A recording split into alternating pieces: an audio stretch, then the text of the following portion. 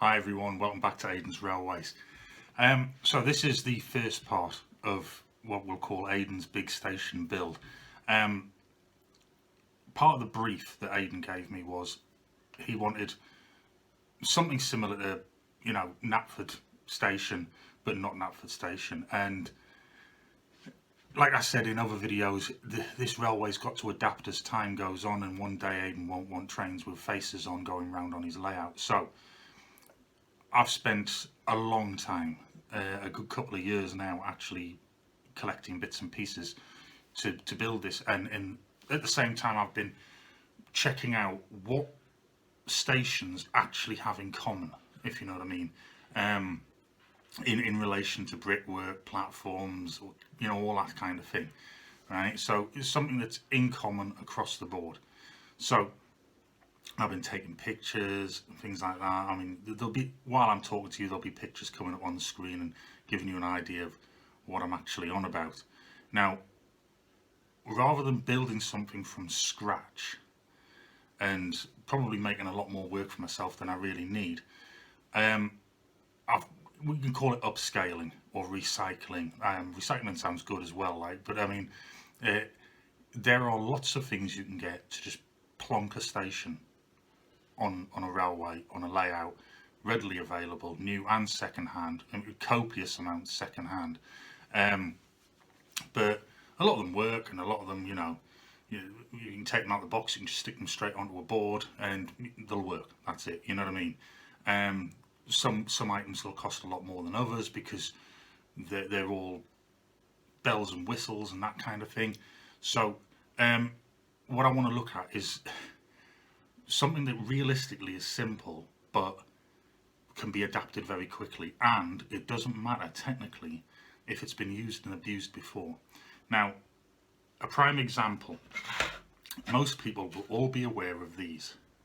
These are out the box, quickly assemble Hornby. I'm not going to call them railroad, but they are just Hornby accessories, and they served people well over the years. But they're quite bland. You've got the stickers there on that, and you put it on, it looks reasonably okay. You can stick it on like this one, so, and it works. But it's nothing really special. It's not going to add a bit of uniqueness to the layout. Now, you're all familiar with these. I've just shown you a number of different pieces there on those sets. These things have been kicking around for years. I mean, look at the state of this one. You can see the coloration damage on it on there. In fact, on this one, you can see where at some point there's been items glued to it and all sorts.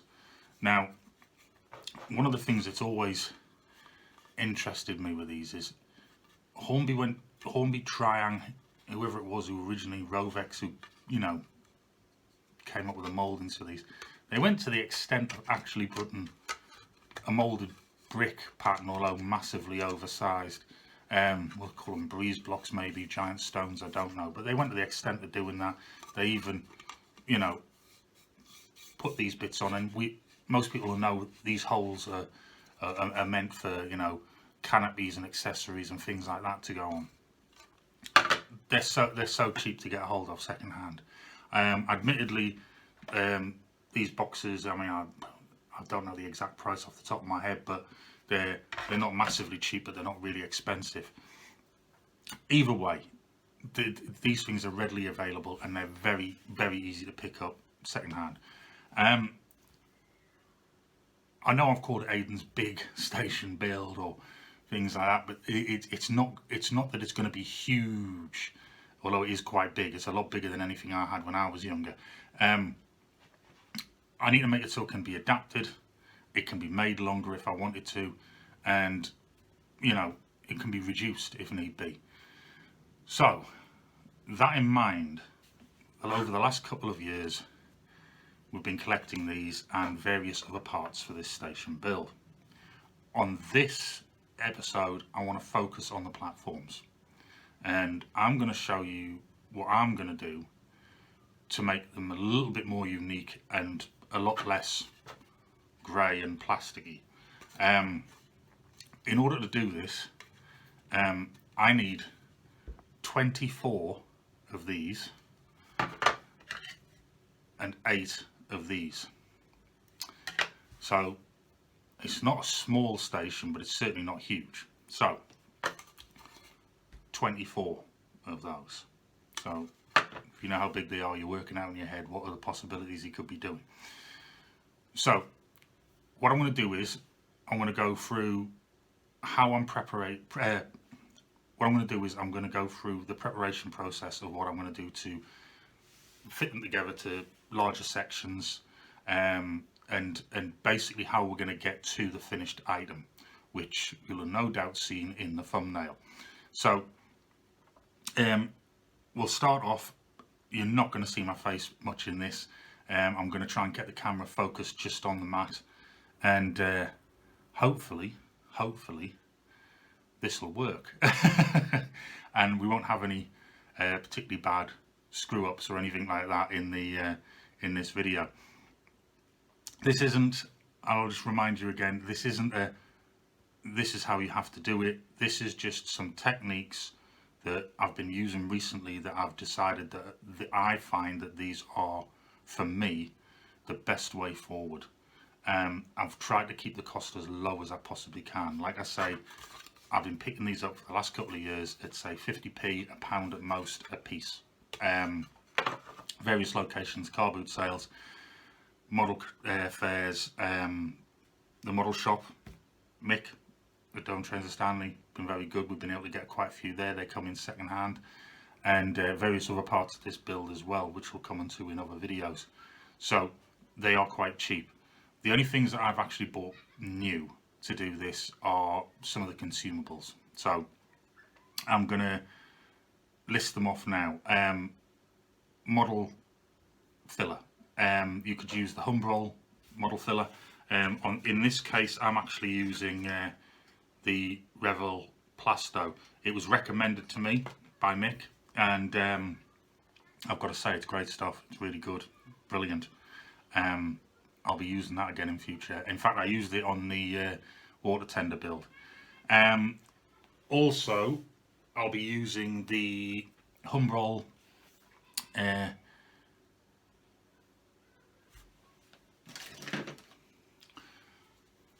Humbrol liquid poly. I like this stuff. It's a lot better than just straightforward poly cement or even the detail one and things like that. I find this stuff, I've been using it now for a good few years, and I find it just to be a lot neater. It's really neat, just bonds really well. For this process it'll be ideal, so I'll be using that. These little clamps, they're really easy to get a hold of and get them off the internet. I actually got these from what I would call an old style hardware shop that is local to me, and you got them in about a pack of a dozen for a couple of quid. I use these a lot when I'm building the O-gauge mallard. They're just ideal, nice and cheap, no real cost at all. So initially I'll be using them, and then there'll be some paints and things as we go along, and I'll introduce you to what it is I'm going to be using as I'm doing it. But initially, liquid poly, some model filler, and some clamps. So we'll move down to the mat now, and I'll show you how I've started off this project. Just before we start, I'd like to point out this isn't a quick job. This will be taking me over several days. Admittedly, I work for a living, but you need to let each stage fully cure and dry as you do this. So be incredibly patient, and the results are there at the end. So just thought I'd get that in before we get started. So we're here down at the mat. Still moving away little parts, but in order to, for the station that I'm actually designing for Aidan, to make it more manageable, easy to disassemble if I have to at any point, and also allow for expansion at any time, I've decided out of the 24 straights and the 8 end pieces that I'm going to fit them into single units of 3 of the straight sections and 1 end section, but I want them fixed as 1 unit. So in order to do that, and remember this process, if you've got things like this, really don't worry about it, because all will become clear as I'm doing this, that anything like that you're just not going to notice anymore. So turn it over, look, you can see the original price tags from wherever they were from are still on the underside, quite welded on as well. Hornby Railways on all of these ones, yeah, so that'll give you an idea of their age. So you can see there, that's how they join together. I've got 3 clamps and I've got my liquid poly, and all I'm going to do, and because it is liquid poly, all I'm going to do is place it down all the join lines,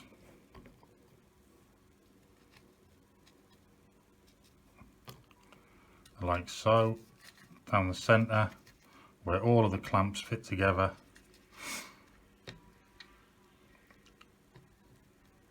This stuff will just basically melt the plastic together.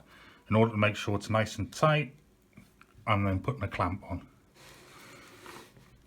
So same process again, down all of the actual shut lines and where everything fits together. I'm just running a bead of it along. You don't need to put copious amounts on, it will stick and it will do it quite quickly as well. So if you're going to copy this or use it, the same items for your layout, and you want to try this, you don't need a lot. I mean, I think I've had this jar for years now, because you don't actually need to use that much for anything that you're building, to be honest. So those clamps will go on. That won't take long to go off at all. So while that is drying, I'll just flip it over. Now, you know that we've got these mould marks and things. Now, I think I can't remember what they were for now, but there was actually a use for these at one point, if I remember rightly. But they're part of the moulding and they stick out like a sore thumb, and we don't need them. On these sections of 3, so there we go. Basically, in all of these, I need to get rid of these moulding marks here. These square holes, these locating holes, we're going to keep from the flat section. We're going to keep those 2 holes, these 2 holes, but we don't need these for the plan, so they need to be filled. While I'm doing that, I'm going to run small bit of filler along join lines as well, and it's never going to get rid of it completely, but it's certainly going to smooth it off a bit. Now, if you've got these or you've had these before, you'll know these are quite textured, and once you start putting filler on and sanding it and things like that, you're going to get areas which are smooth, areas which are textured. It doesn't really matter. If you ever look at any platform, pavement, anything like that, there's areas that are more textured than others, there's areas that are smooth. It gives it a bit of character, basically. So don't worry about that. But while I'm waiting for that to dry, and it's doing a grand job by the looks of it already. So you see all this on the side? Don't worry about that. This is an ideal way to recycle these and upcycle them, we'll say. So while we're waiting for that to dry, I need to move on to this filler. So the filler I'm using today is the Revel Plasto. Like I say, it was recommended to me by Mick at Don't Trend Standing, and to be honest, I can't fault it. It's probably some of the best I've used. Really do like it. So I'm going to be using that. I think it was, yeah, it was about £3.95 that, and it goes a long way. I don't need much today, so that's more than enough for what I'm going to do.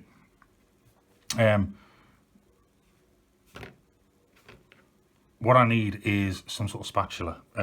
Spatula, you know, anything that's reasonably rigid. And I've got some plastic card here left over, some strips here from some other projects, and just to help me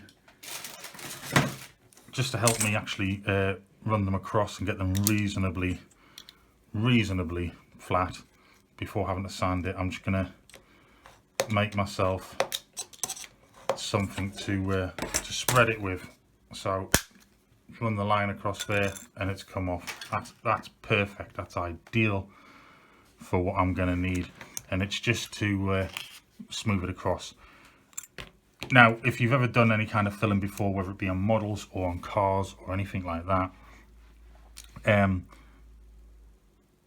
it heats up. Part of its chemical reaction is to heat up, and that's what sets it off. As well as that, it effectively shrinks. If I put filler into these areas here, well, we'll put it in the ones where we're going to do it too, in these areas here. If I wipe it across perfectly smooth, when I come back and it's dry, it'll have a bevel like that, because it'll have shrunk into the area. Don't think you're going to make a shortcut and put loads on, because when you come to sand it, you're going to give yourself so much more work. So the advice I can give you now is just put on enough to smooth across in the areas that you need to, allow it to dry. Once it's dried, rub it down a little bit, come back with the filler and spread it across again. And then I would say after that time, you'll see in a moment, once you sand it down, you're going to get a reasonably flat surface then.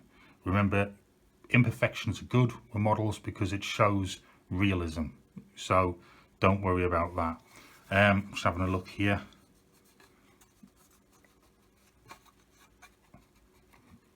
And they're pretty well done now. So there we go. That's held them in place. They've bonded. It's nice and well. So what I'm going to do, that's the finished side. That's the side I've cut. That's the finished side. So that's good. All I'm going to do here is put a small amount onto the end, and I'm just going to put it across like that. Don't worry, like I say, it's not going to be perfect first time. I'm just going to do that. That is going to shrink when it dries, so you can come back later and put a larger amount on.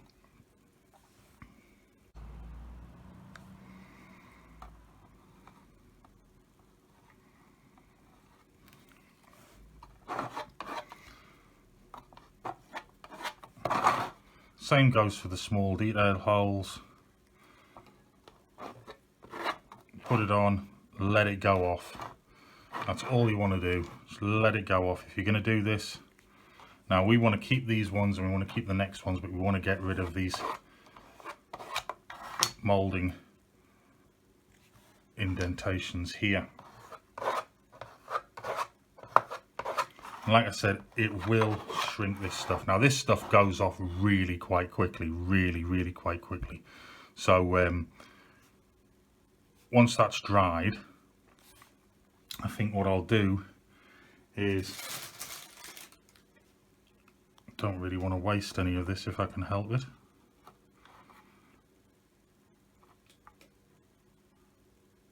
There we go. Brilliant.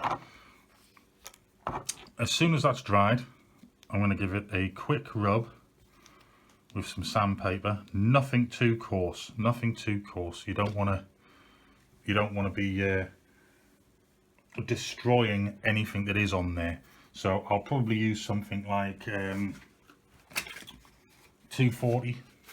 There's some 240 here, abrasive paper, and I will use a sanding block with it because I want to keep it relatively flat when I'm doing it. You could use your hand or your fingers behind the paper, but for me, I'm going to use a sanding block, and then I'll try and keep it as flat as I can.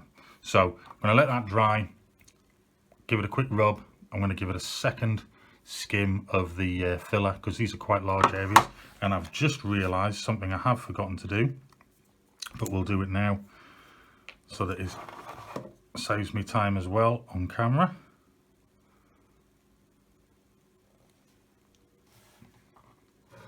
I'm just going to run a bead along the joins. You can see there. The same goes for the areas where the ramps are at the end of the platform. Just going to run that along there, and it's just to smooth off the joins, nothing else.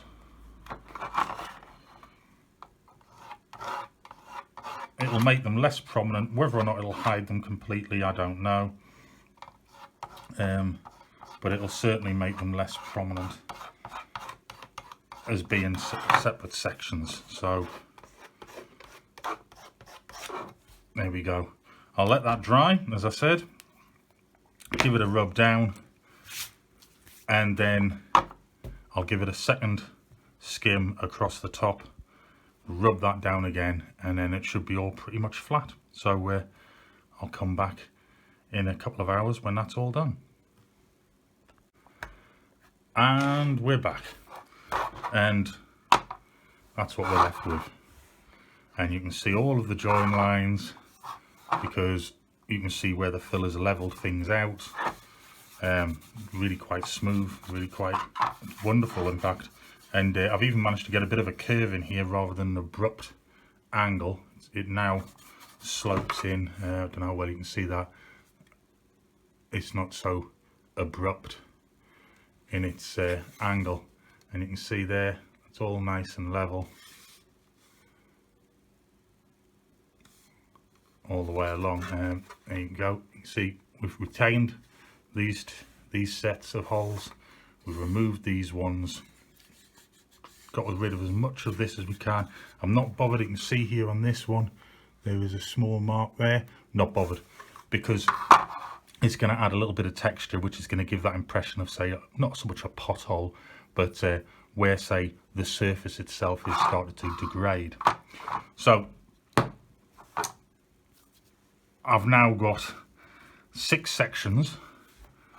Is it 6 sections? 2, 4, 8 sections. 8 sections, I should say, which were originally 3 straight lengths and a ramp. So 8 sections of that. The next stage is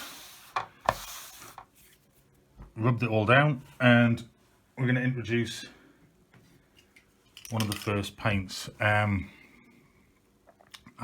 using this out of the can purely because of the amount that I've got to do. There's such a large amount of this that, quite frankly, using the airbrush, I'd have to constantly start refilling it over and over again. So what I've gone for here is a matte 27 sea grey. It's not a light grey like these were, and they screamed out plastic. It's not really black. It's a reasonably dark grey. How well the camera picks out the colour that's actually on here, I don't know, but I'm going to use this. This is an acrylic sea grey. The only thing I want to be spraying is along the platform top. That's all it's for. It's just to spray the platform tops. I want that as a base colour straight away on the top. So we'll move over to the other room.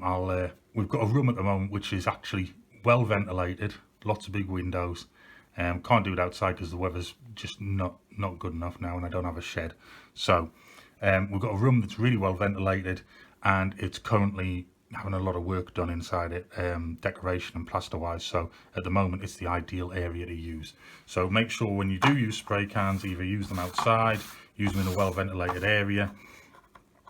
Pick your location well, because although this is acrylic, it stinks, so it can't be that good for you. Always follow the instructions.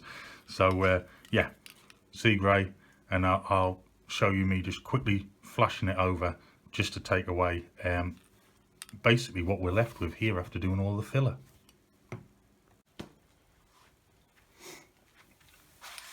So nice simple side to side action. I'm not drenching it, I'm going to do it at a distance of roughly about a foot from the plastic, and that should give us the effect that we're looking for.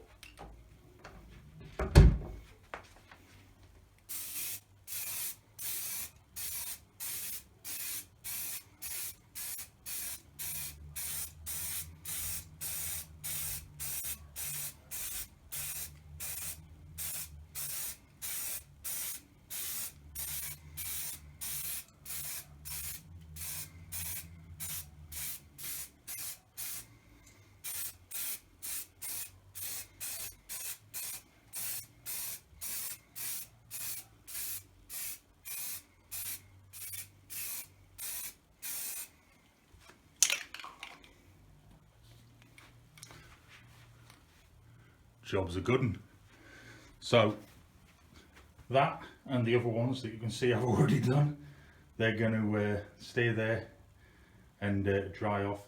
Any imperfections you think you might be able to see, like here, it's just the way the light is in the room at the moment, and remember the paint is very wet, so we're going to leave that to dry and then we'll come back. So hopefully you're still with me. This is now dried. You can see it just looks very dark grey now. You'll be able to pick out certain areas where the actual filler's been, but like I say, I'm not bothered because the amount of work that I'm going to do now is going to start to tear apart any imperfections, and it's also going to help add to it. So there we have the sprayed section. What I want to do now is I want to start adding some more colour to it. So initially what I'm going to start off with is the platform edges. Now you can argue different eras, things like that, I'm going to have different types of edges. What I've decided to do is I've gone for more of a sandstone type edge, and that's what I'm going to do. And to do that, I've got some Humbrol enamel here. It's a matte 93, which I believe is like a desert sand colour. Now, what I find, well, I believe anyway, is going to be easier with this is to thin it out ever so slightly.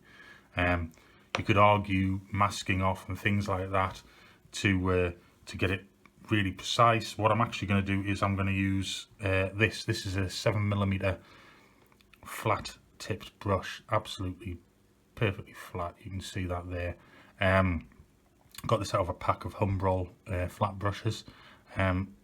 So far what I've used them for, absolutely great. I'm really enjoying using these brushes, but because this one's going to be very visible on the top and things like that, I'm going to use this brush, matte 93, some enamel fillers, and a small little pot. Now you can use anything really to mix this up, but it's just for me to make life a little bit easier. So first things first, I'm going to pop open this tin and I'm going to give it a really good stir. I'm just using a cocktail stick at the moment. I tell you what else is really good for mixing the paints is the coffee stirrers. I've got a friend who works in Subway, and I picked a few up last time I was in getting a coffee. I picked a handful up and I found they're really good for mixing and thinning out the paint, so I might have to find somewhere where I can purchase them, or I'm just going to have to continue going to places like Greg's and places like that, and try pinching them. But I think they might frown upon that if you do that all the time. So I need to give this a bit of a good stir, make sure all the pigments heavily mixed up. That's looking good. But as you can see there, I mean, I don't know if you can see very well on the camera, but that is really thick and I don't want that. And you might be able to see on the platform, you can make out where all of these stones are. One of the things that in the moulding, there's actually that detail of the grooved cuts. So I want to maintain that if I can. So how I'm going to do that is by thinning it out and letting the paint run into the areas that I want it to. So I'm going to try and pick up some of the paint and just place it into this mixing pot.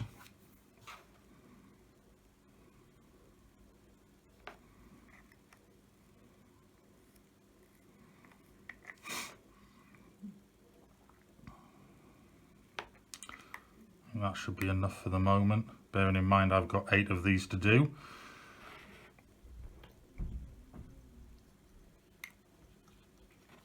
And especially seeing as I'm going to be thinning it down anyway. So in order to thin it,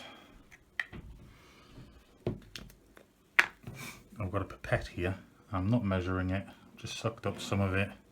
I'm just going to put a few drops in.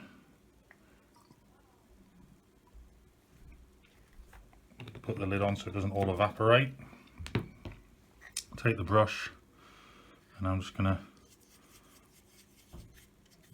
start to mix it.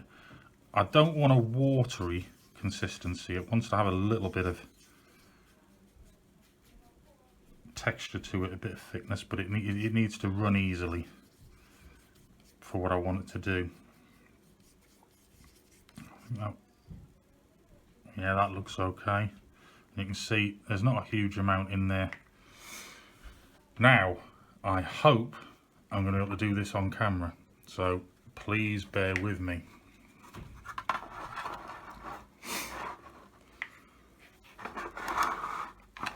And I really do hope this is going to come out well. So I'm not masking it off. I'm going to try and do it freehand, and the main reason I'm trying to do it freehand is because in actual fact, these flat brushes,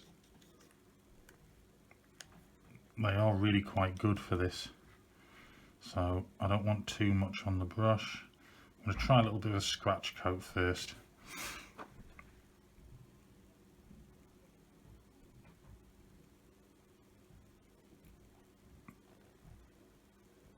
So I'm going sort of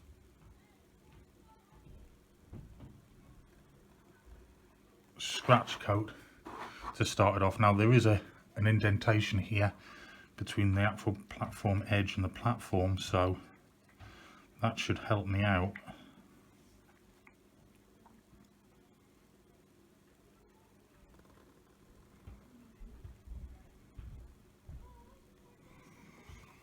Keeping it straight.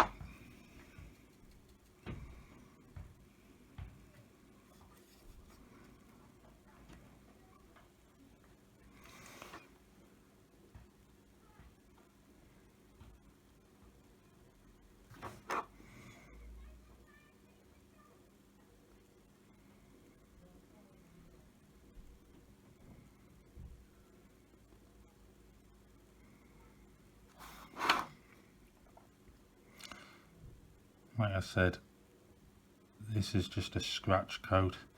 It's going to give me something to put on top. So remember, that's one of the other reasons why I've thinned it out. It's to give me a chance to put a couple of coats on, but kept it thin, so it's going to go into the actual, it's going to leave that detail of the individual stones on the edge of the platform.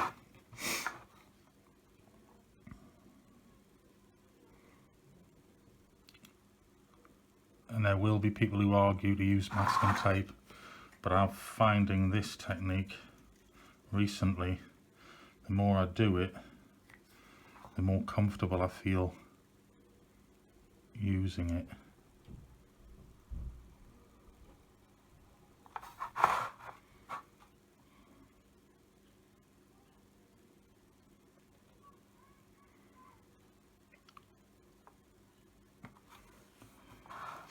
Remember, if you're ever not happy with something, you can just go back over it again. Especially when it's like this, it'd be quite easy just to put some thinners on a cotton bud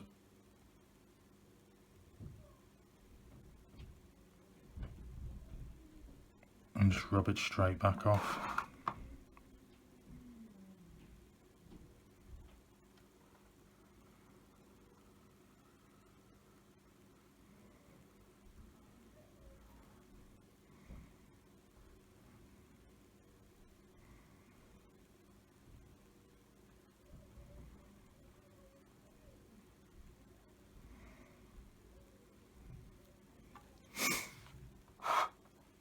So that's one side's first coat.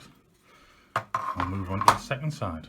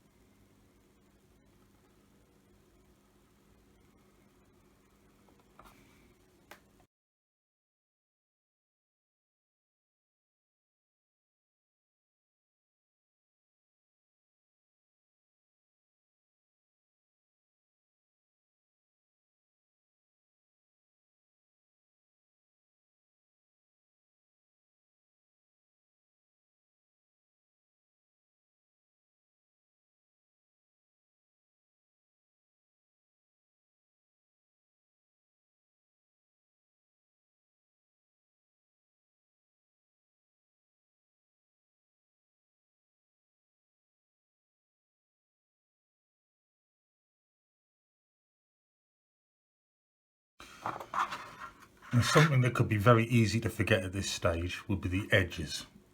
So, although a lot of it was caught off the brush going down, I'm just going to gently rub the brush on the edges just to make sure the edges of these stones have got rid of any of the grey. I'm not really so much painting it as I am just allowing the paint to flow onto the edge.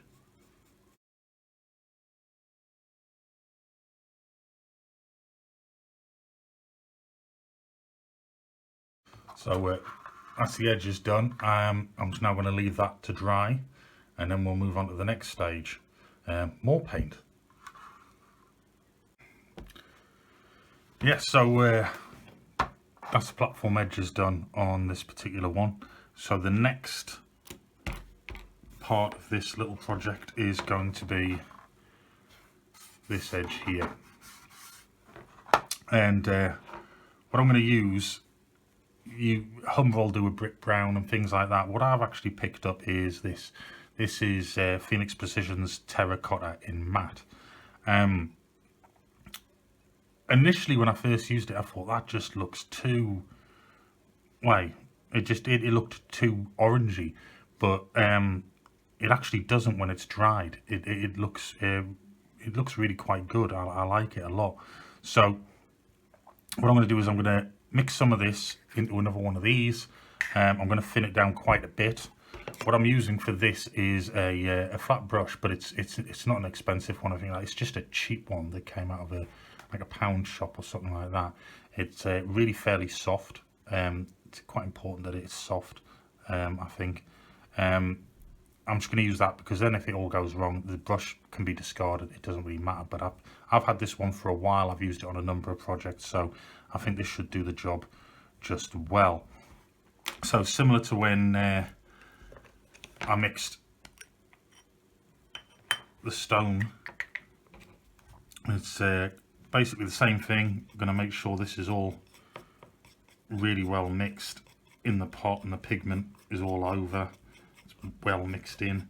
Then I'm going to introduce some to the pot, and I'm going to introduce some thinners. I'm probably going to introduce a bit more thinners this time so that it flows into all of the moulded detail on the edge of these platforms. That looks quite good. Don't want to waste any, so I'm going to try and get as much of it off these sticks as possible. There we go. So we're same principle and process as before. I'm just going to effectively spoon some with the brush into this pot. There's quite a large surface area on this one this time, so probably want a bit more than I did before. I think that should probably do it actually for the minute. I think we'll just try that. Make sure I put the lid back on. You don't want that paint going off. It's actually quite a big tin. I got a 50ml one this time because I think it's probably going to get quite a bit of use on the build of this layout. So this time, pipette again. I'm going to drop a few drops in there. I think that should be enough for the minute. If I need some more, I can put some more in. Less is better for the minute. Let's get that all off, get it all mixed in.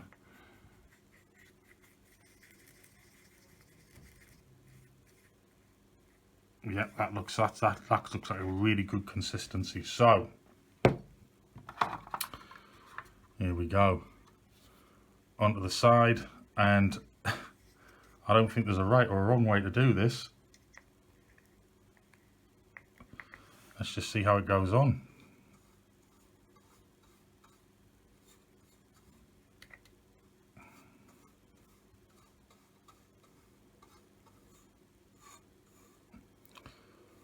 I was about to say just slap it on because it's running nice and freely there. It's going into all of the areas. Just try and be careful if you try and do this not to get it onto those lovely edging stones that you've just painted, or I have in this case, because we don't really want it to ruin the work we've already done. But you can see there, just thinning it out, that little bit has made it flow a lot easier.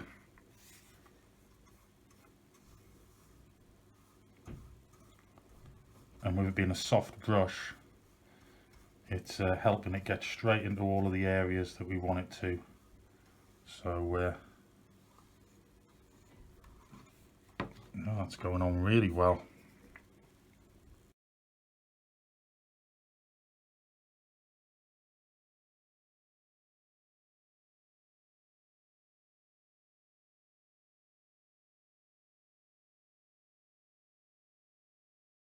So hopefully you could see there, the paint just sort of glided on because it was thinned down, and hopefully you can still see the detail of that brick or stonework all there. Now that needs to go and dry. I'm going to leave that overnight because it really does need to cure completely, and then I'll come back and we'll see how it looks. Ah, the magic of video. There we go. Look at that. All lovely and dry. Now the brickwork and the platform top edges are dry. What you want here, what I'm going to use here is some Humboldt clear. You can brush this on, spray it on. You just do it straight out the bottle. What I've got here is a really big, thick brush. It's a flat one, but it is a big, thick one. It's a cheapie, doesn't really matter. You literally just brush this stuff straight on, like so. Don't worry about it. It's great stuff. You need to do this for what I've got planned next, but you'll also protect the paint that you've put on. Let it dry, and it'll just give you a nice finish that you can, if you choose to, like I say, this is great stuff.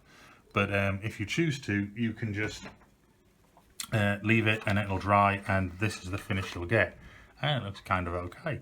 You can still see the brickwork there, and you could just leave this project there if you don't want to go any further, but I do. I want to go a lot further. And what I'm going to now introduce to the video is something that I've had to experiment with quite a bit to kind of get the hang of it. Humbrol washers. Now, I think I'll put one picture up just to try and give you an idea. Brickwork isn't completely uniform. Even on new builds, it's not completely uniform with its mortar and things like that. And there's different colours and textures across brickwork. So what I'm going to be using today is this is Humbrol whitewash, the black, and the sand. Don't get mixed up, I'm not going to use loads of sand on this to replicate mortar. In actual fact, the white, from what I've used in the past, seems to be one of the best. If you've never done this before, like I say, you could just stop where we are now, and that would be fine. That'll be great for whatever you want to do. I'm not. I really want to push this project quite considerably further. So it's really hard to describe. What I'm having to use, and what I'm using here is, I should say, is a Humbrol detail brush. It is a 00. It's very fine tipped, and there is a process to doing this. And I did actually watch a couple of years ago. I watched the Humbrol channel did a video on using them, and it's very similar. If you're going to do this, make sure that you have used this. If you paint all of the brickwork in this and let it dry, this makes what I'm about to do so much easier. And as you watch me do it, you'll be going, oh, that doesn't look right, it looks awful. It's actually a really quite easy process. So I'm just going to try and get everything into a position that everyone can see. So there's the white, there's the black,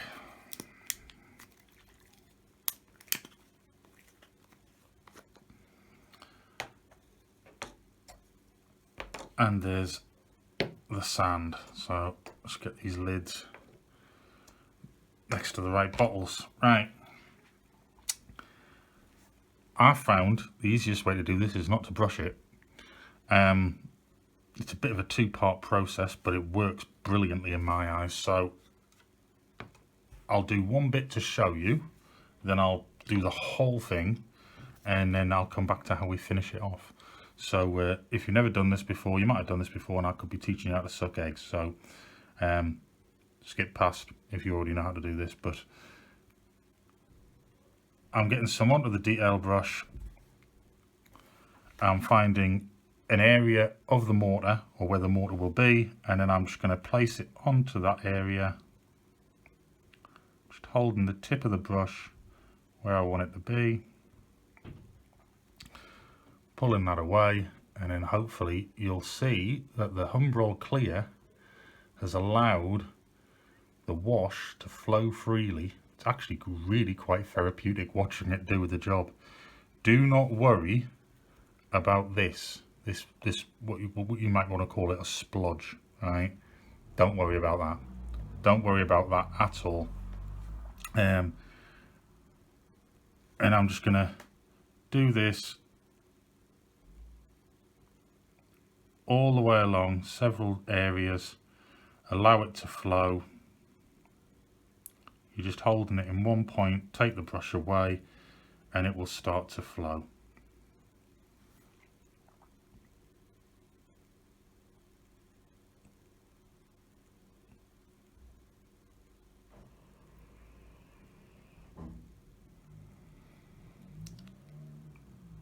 don't worry about areas that aren't, you may feel are being missed, they're not catching where the paint's going.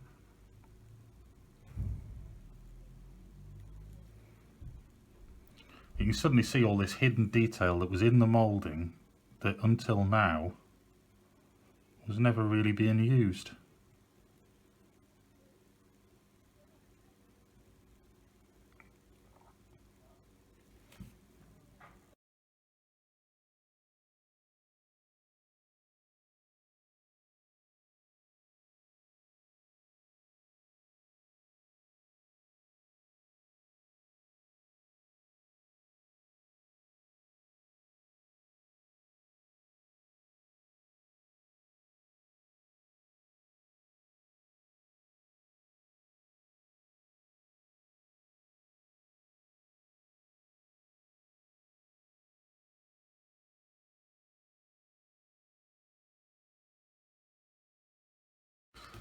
So you can see the whitewash is in there.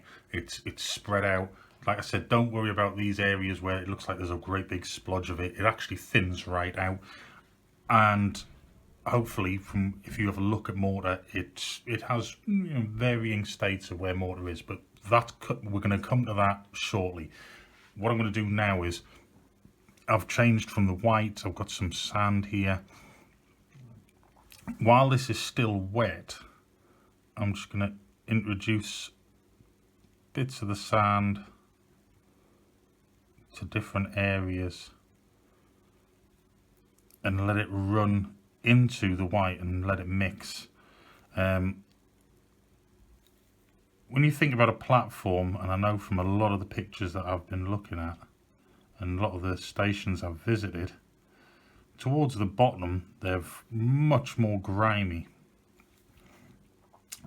Obviously you've got oil and steam and smoke and soot mixing all over the place.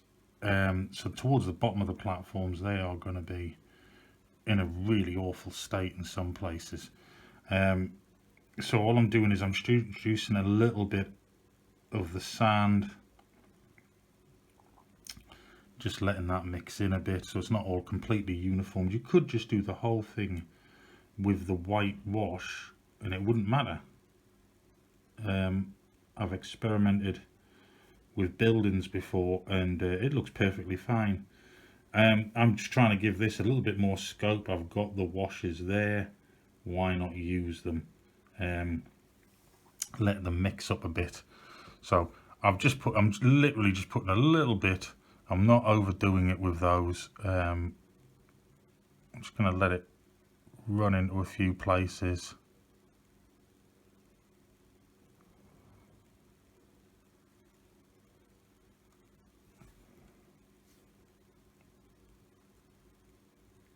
I think that's enough for that.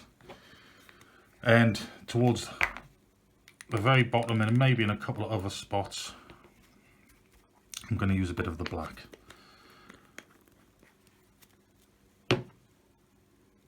There's going to be a lot of people there looking at that and going, that looks awful now. It looks awful.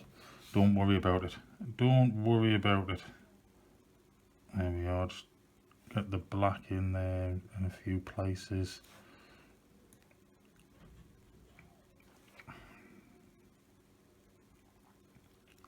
Let it mix with the other ones.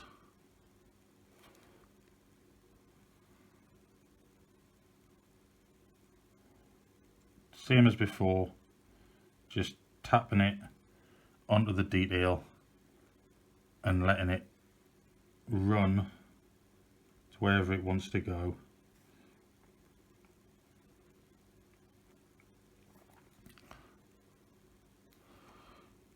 Don't need to go overkill.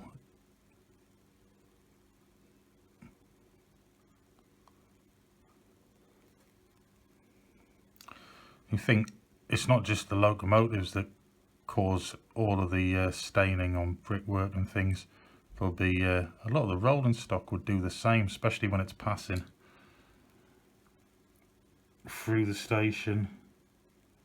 And of course you've got all the people with the flushing the loo in the station when they not meant to, on the old Mark 1s and things back in the day, so that won't have helped a lot of people. And it won't have helped a lot of the platforms. So that's all I'm doing. I'm just adding a little difference into the equation with the colouring. That's all it is.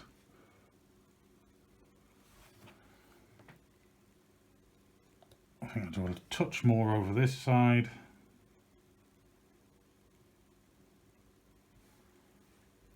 I think we should be good to go there. So that's not the end of it. That's not the end of it by any shot. So I now need to visit this in a little while. I need to let that start to go off. And well, pretty much dry. It doesn't take long. It would be in an enamel. It does actually tend to go off quite quickly, the wash, because it's so thin. I'm going to let that go off. As soon as that's gone off, what I'm going to need is some cotton bud sticks. And I'm going to need this Humbrol thinners. And I'm also going to need another fine tip brush. I think this time I'll just use a 0. So I'm going to let that dry off a bit, and then we'll come back and I'll show you how I'm going to finish that off to hopefully give a really good look. Okay, now this is where it could go one of two ways, so please bear with me. Right, cotton bud sticks. I'm going to get a few of them out ready. I've got a fine tip brush and I've got a bottle of enamel thinners. Now if there's any areas you think, oh, I missed that when I was doing it before, don't worry, because this is actually going to help in some cases. I've got a bit of thinners on the brush, and you can see where these areas were where it had all the extra overflow. I'm just rubbing it along, and it's loosening it up. I'm just lightly brushing it. I'm not doing anything else with it. I'm putting some thinners onto the cotton bud stick, and then I'm just going to gently, and I do mean gently, if you put any real pressure on, you're going to take paint off and things like that, and then you'll start to lose it. Now you can start to see what is appearing. If you've never done this before, it's like magic. I was really happy when I did this the first time and I saw exactly what was going to happen. It was on a couple of buildings I made for Aidan a while back, and I thought that really does look good. So I'm just gently brushing that along. Don't worry if you get a bit of a smoky look on top of the brickwork, because it actually adds to the look of the brick. Not all bricks are exactly the same colour, so I'm just going to work in small areas to help loosen it all up.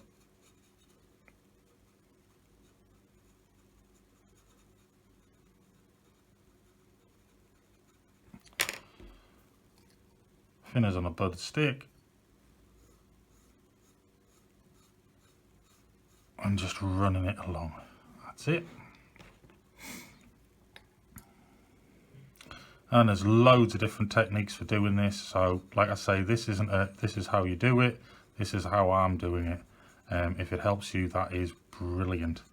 But putting this thinners on here anyway is actually going to help out no end for the different colours of wash, because it's helping the mix.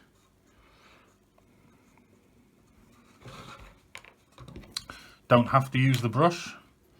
You can use just the cotton bud stick. Just take your time. I'll demonstrate here. and you can just rub it off just like that as well. So you have to, I cannot stress though enough, be incredibly gentle when doing it. If any of the paint does come off, just stop. If the grey starts to show through in areas with the from the original plastic, if you stop and leave it, don't try going back over it, it actually does add to the effect, because it does look like there's mortar spilt out in areas. It's happened on a couple of other things I've done before, and I've gone, actually that looks really good, I'm going to leave that. Especially when it dries, it makes such a difference. But you can start to see there the effect that's starting to come through on that brickwork that was always there, just you never got to see it.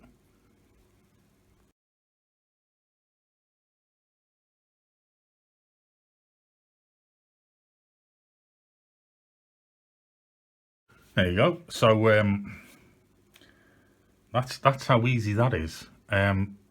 Don't get me wrong, it can go wrong, and I want to give you a demonstration. Well, not go wrong. Too much thinners and applying too much pressure. Try and remember that these are picking up, you can see there, they are picking up all of that pigmentation from the wash. They will start to dry out quite quickly because thinners evaporates.